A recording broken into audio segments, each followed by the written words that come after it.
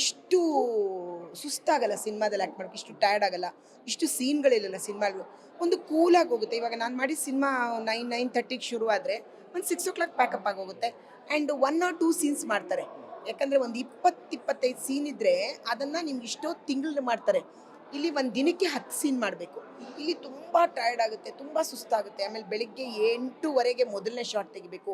9-9:30 ಆದರೂ ಶೂಟಿಂಗ್ ನಡೀತಾನೇ ಇರುತ್ತೆ ರಾತ್ರಿ. ಯಾಕಂದರೆ ಇದು ಪ್ರತಿದಿನ ಅವರು ಟೆಲಿಕಾಸ್ಟ್ ಕಳಿಸ್ಬೇಕು. ನಾವು ಎಷ್ಟೋ ದಿನ ಇವತ್ತು ಮಧ್ಯಾಹ್ನ ಶೂಟ್ ಮಾಡಿದ್ದು ಸಂಜೆ ಟೆಲಿಕಾಸ್ಟ್ ಆಗುತ್ತೆ.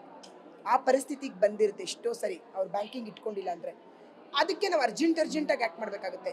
ಈಗ ಕಲಾವಿದರು ಬೇಗ ಸುಸ್ತಾಗ್ತಾರೆ, ಟಯರ್ಡ್ ಆಗಿಬಿಡ್ತಾರೆ. ಈಗ ಸೀರಿಯಲಲ್ಲಿ ಆ್ಯಕ್ಟ್ ಮಾಡಿದ್ರೆ ಸಿನಿಮಾದಲ್ಲಿ ಅಷ್ಟಾಗಲ್ಲ. ನಿಮಗೆ ಸಮಯ ಇರುತ್ತೆ.